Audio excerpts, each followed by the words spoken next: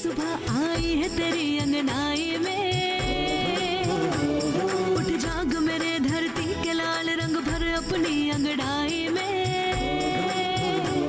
ये धरती अन्न की जननी है, कुछ और न इससे पैदा कर। खेतों में सीप के बीज डाल, मोती के दाने पैदा कर। खेतों को हर एक चूनर दे, सोरंग दे फसल के फूलों को। फागुन को लाल गुलाल रंग दे, गीत सावन के झूलों को। नई सोच, नई सोच, नई सोच। मनीषा जी, आपको तो पता ही होगा पश्चिम इलाकों में टिड्डियों ने किस तरह का आतंक मचाया हुआ है, और अब वही टिड्डियां हमारे इलाके की तरफ भी बढ़ रही है। हमारी खड़ी फसलों पर भी वही खतरा मंडराने लगा है। इस बार उन टिड्डियों का आकार भी बहुत बड़ा है, और अगर इनके बड़े दलों की बात की जाए तो कई हेक्टेयर में सारी फसलों को एक ही दिन में ये चट कर सकती हैं। इन टिड्डियों से ना ही कोई फसल बचती है और ना ही कोई पेड़।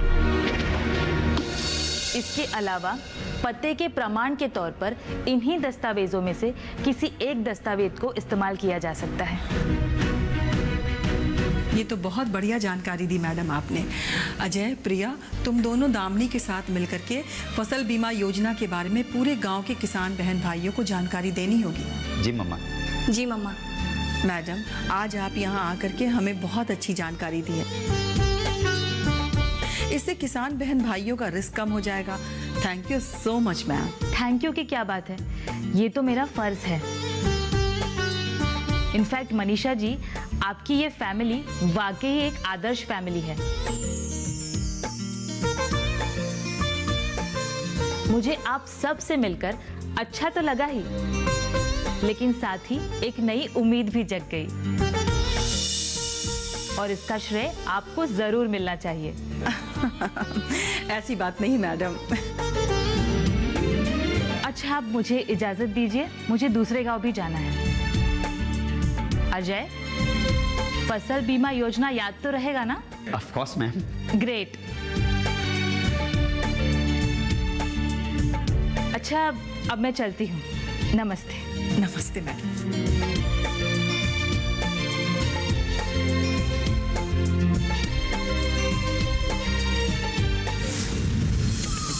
अरे शिबा, अरे एक गिलास पानी लाओ, बहुत प्यास लगी है यार।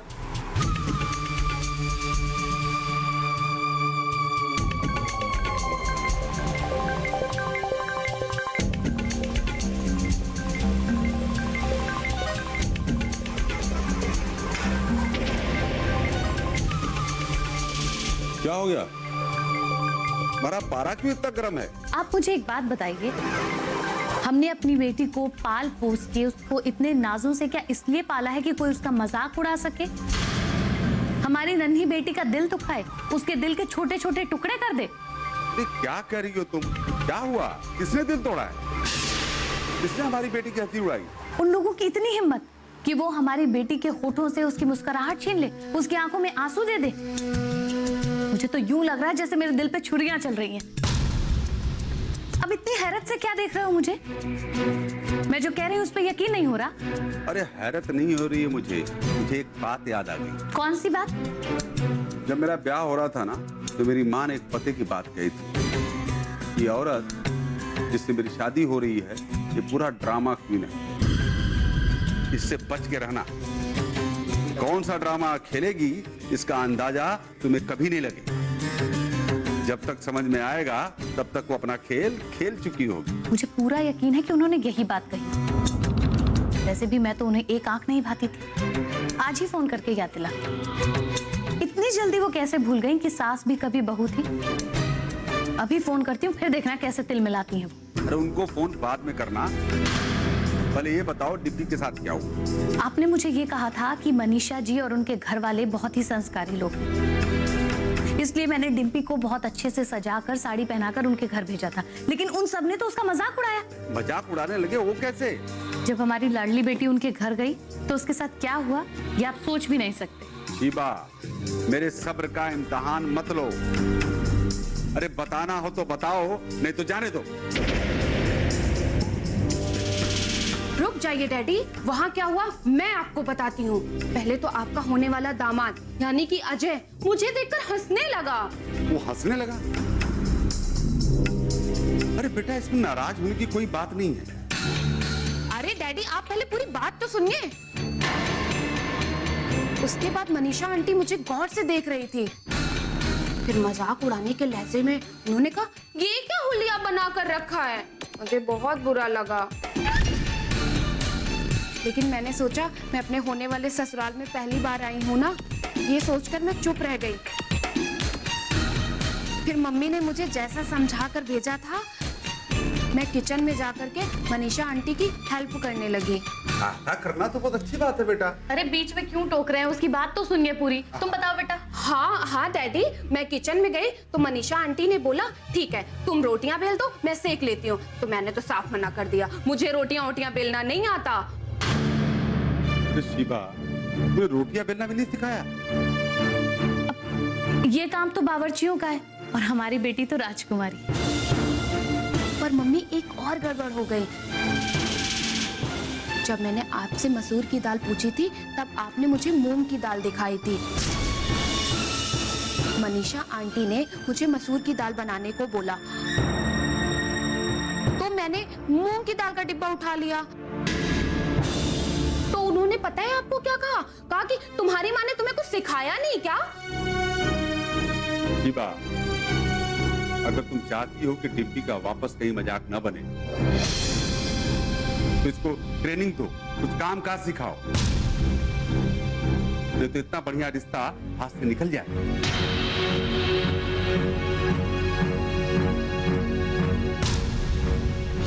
हमारी मनीषा आपा पर उंगली उठाने की तुम्हारी हिम्मत कैसे हुई? ये सिर्फ मनीषा दीदी का नहीं, बल्कि गांव में जो भी अच्छा काम करता है उनका दुश्मन है ये।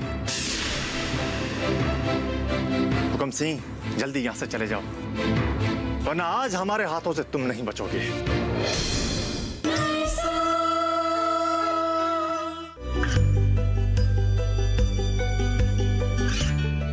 गांवों और पिछड़े क्षेत्रों में सरकारी योजनाओं की जानकारी पहुंचा। देश में कौशल और क्षमता विकास कर ग्रामीणों को सामाजिक बदलाव और विकास से जोड़ने की दूरदर्शन किसान की पहल चौपाल चर्चा देखें सोमवार से शुक्रवार सुबह 9 बजे।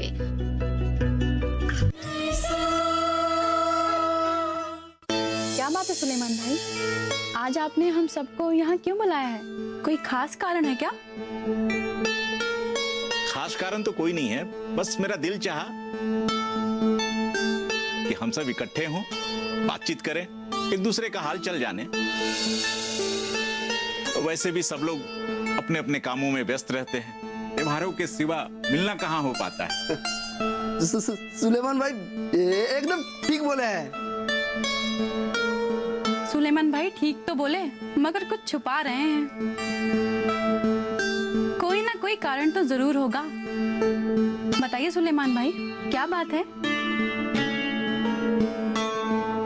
बसंती भाभी, ये बताओ माधव भैया की क्या खबर है?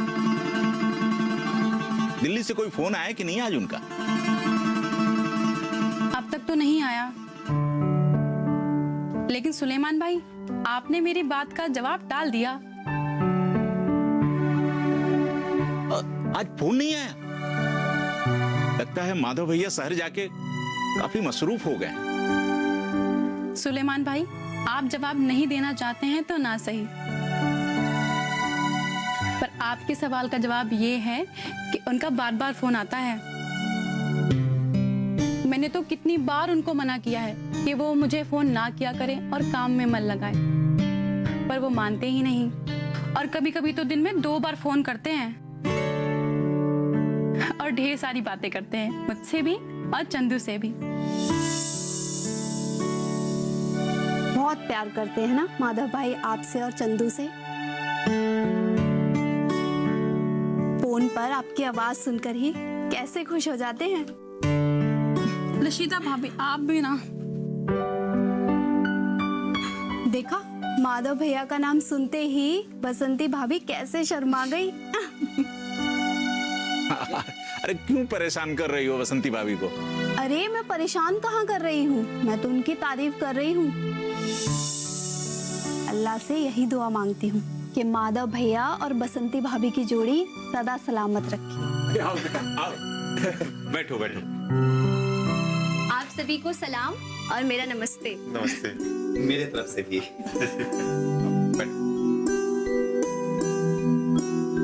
अब पता चला कि सुलेमान भाई ने हम सबको यहाँ पर क्यों बुलाया है?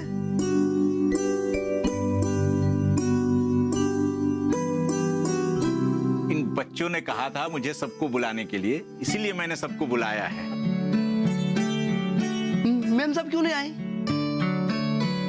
उन्होंने हमें भेजा है आप सभी से बातचीत करने के लिए,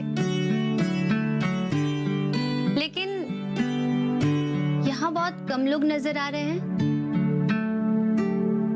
दामिनी बेटा, बहुत सारे किसान भाई बहन अपने खेतों में काम कर रहे हैं, लेकिन जो कुछ भी यहाँ बातचीत होगी हम उनको पहुंचा देंगे।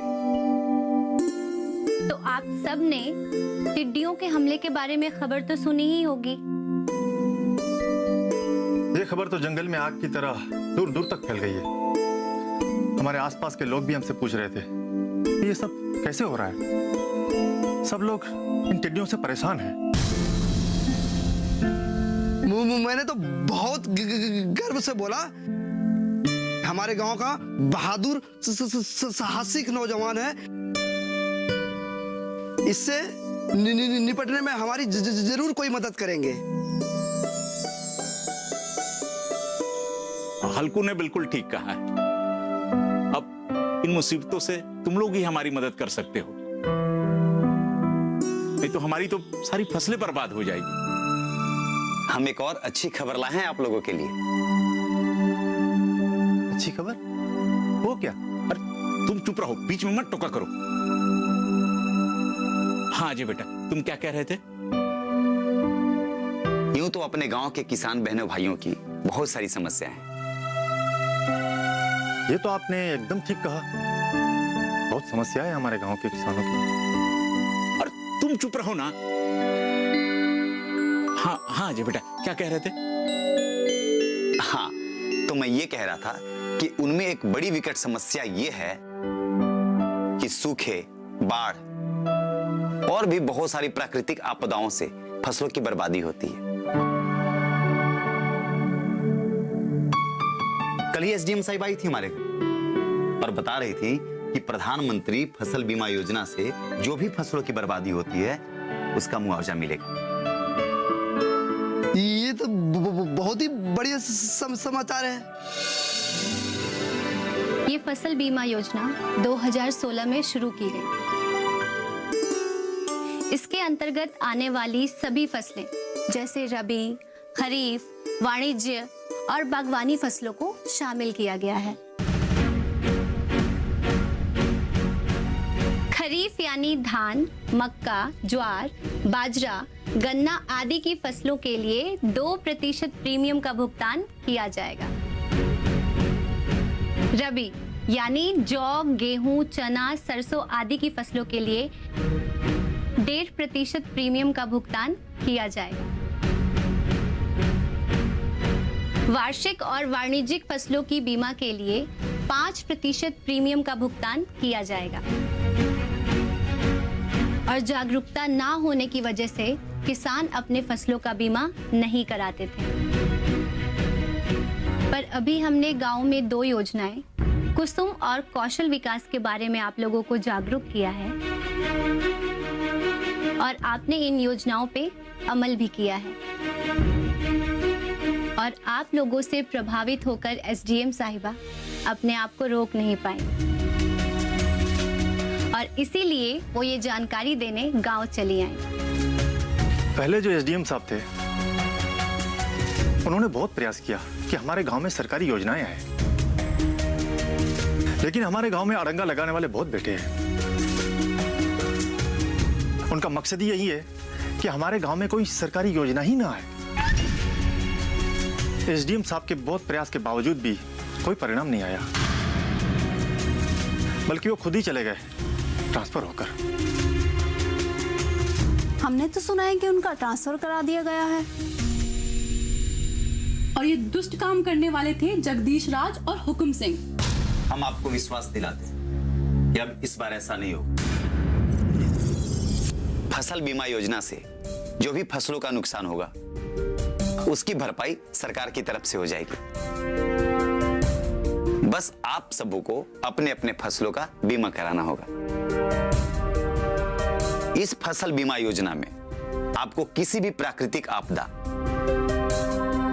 कीट या बीमारी के कारण किसी भी अधिसूचित फसल के बर्बाद होने की स्थिति में आपको बीमा लाभ और वित्तीय समर्थन मिलेगा।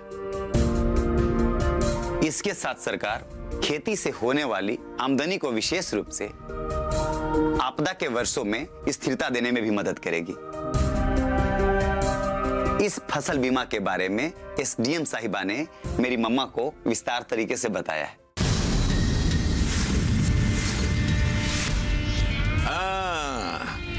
ये तो हमें भी पता है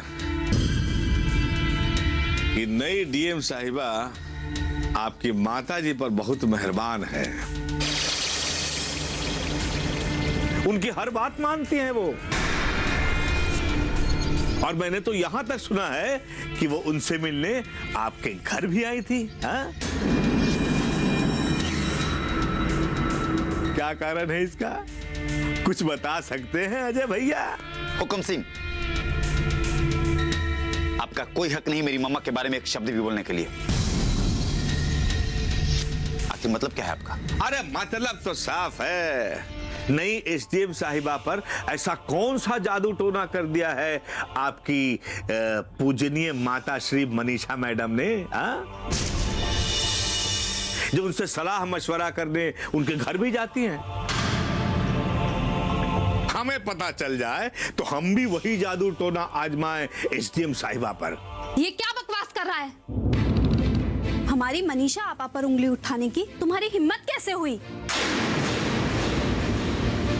ये सिर्फ मनीषा दीदी का नहीं, बल्कि गांव में जो भी अच्छा काम करता है उनका दुश्मन है ये। हुकुम सिंह, जल्दी यहां से चले जाओ, वरना आज हमारे हाथों से तुम नहीं बचोगे। मैंने ऐसा क्या कह दिया जो तुम लोग इस तरह मुझे घूर घूर कर देख रहे हो? हाँ? हुकुम सिंह, चले जाओ यहां से। अगर आज के बाद एक लफ्ज भी मनीषा आपा के बारे में बोला ना तो सीधे हॉस्पिटल में जाओगे तुम। जाओ यहां से। हमें ज्यादा मजबूर मत करो उसे। देख लूंगा, एक एक को देख लूंगा। डरपोक किंगस। सुलेमान चाचा, शांत हो जाइए।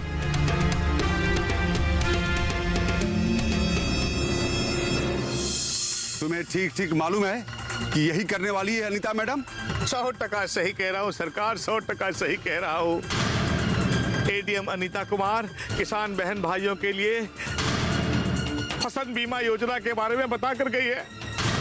आने वाले दिनों में वो और मजबूत हो जाएंगे।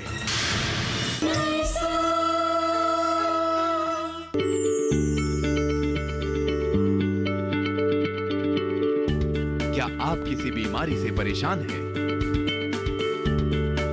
चाहते हैं डॉक्टर की सलाह? तो हम हैं आपके साथ, बताएंगे आपको जीने की राह। समस्याएं आपकी, समाधान देश के मशहूर विशेषज्ञों के। घर बैठे बात करें देश के जाने माने डॉक्टरों से। हमारे लाइव प्रोग्राम स्वस्थ किसान में हर शनिवार शाम 6 बजे से 7 बजे तक। हुकुम सिंह, नाटक मत करो, जो कहना है सीधे शब्दों में कहो। आप संभल कर बैठिए हुजूर, मैं बताता हूँ।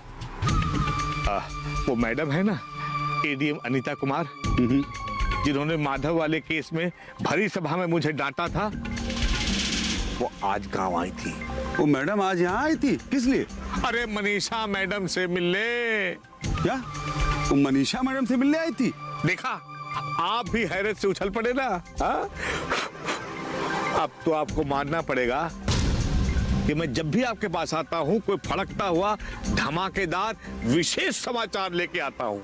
विशेष नहीं है, हमेशा बुरा समाचार लेकर आते हो तुम।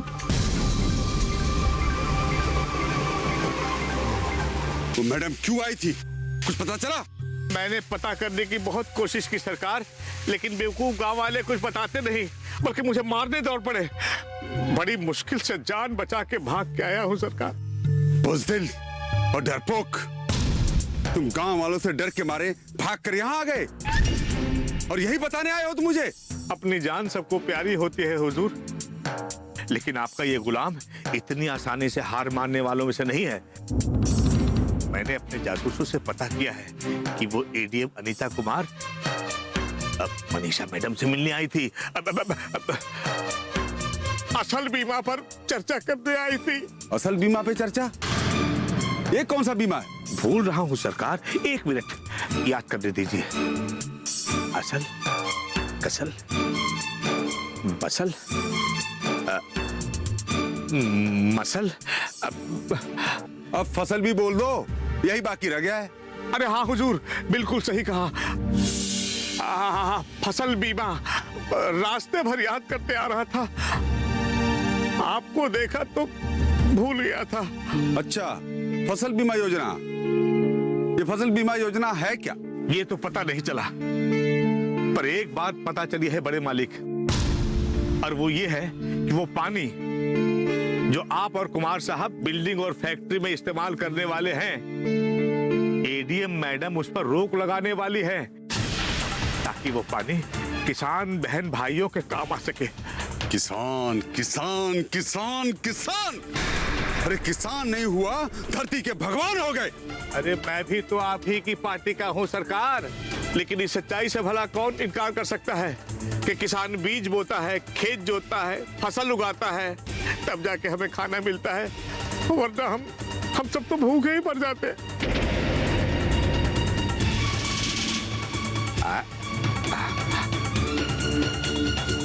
सरकार, इस तरह आप मुझे घूर घूर के क्यों देख रहे हैं? हुकुम सिंह, तुम मेरे आदमी होकर किसान भाई बहनों की तरफदारी कर रहे हो? मुझे विश्वास नहीं हो रहा। गलत फहमी हो गई आपको। अरे मैं तो आपका गुलाम हूँ, दूसरों की तरफदारी कैसे कर सकता हूँ? अगर आपको बुरा लगा हो तो मैं अपने शब्द वापस देता हूँ। तुम्हें ठीक ठीक मालूम है कि यही करने वाली है अनीता मैडम? 100% सही कह रहा हूँ सरकार, 100% सही कह रहा हूँ। एडीएम अनीता कुमार किसान बहन भाइयों के लिए फसल बीमा योजना के बारे में बता कर गई है। अब अगर मनीषा मैडम और उसकी टीम ने किसान बहन भाइयों को फसल बीमा योजना के बारे में बता दिया, तो आने वाले दिनों में वो और मजबूत हो जाएंगे। और अगर किसान बहन भाइयों ने फसल बीमा करा लिया, तो उनके फसलों के नुकसान होने पर सरकार उन्हें आर्थिक मदद करेगी, मेरा मतलब है मुआवजा देगी। फिर ना तो ये अपनी जमीन बेचेंगे, ना हमसे कर्ज मांगेंगे, और ना ही हमारी बात मानेंगे। छोटा मुंह बड़ी बात। सावधान हो जाइए सरकार, बहुत जल्द आप पर और कुमार साहब पर बिजली गिरने वाली है। अब आपसे क्या कहूं सरकार, आज सुबह से ही मेरी बाईं आंख फड़फड़ा रही थी। लग रहा था कि आज कुछ बुरा होने वाला है, और आखिर वो हो गया।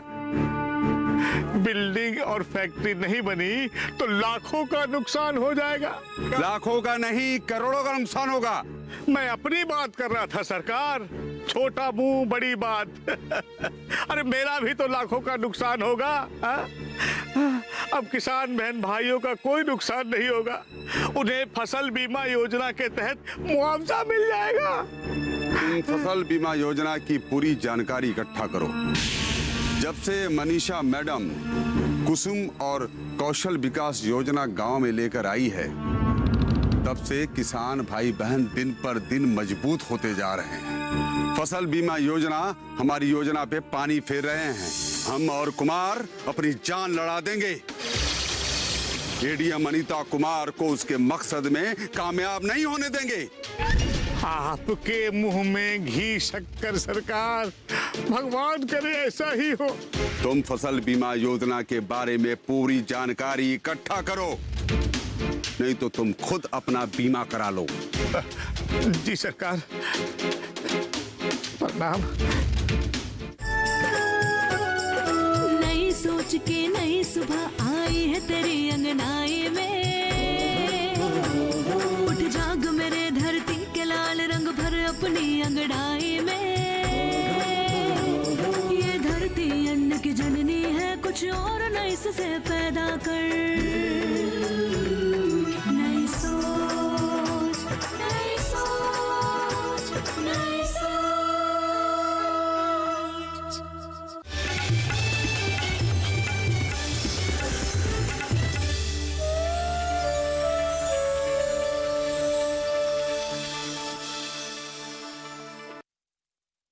नई सोच के सह प्रायोजक थे agriculture insurance company of India limited. संपन्न भारत की पहचान, बीमित फसल खुशहाल किसान।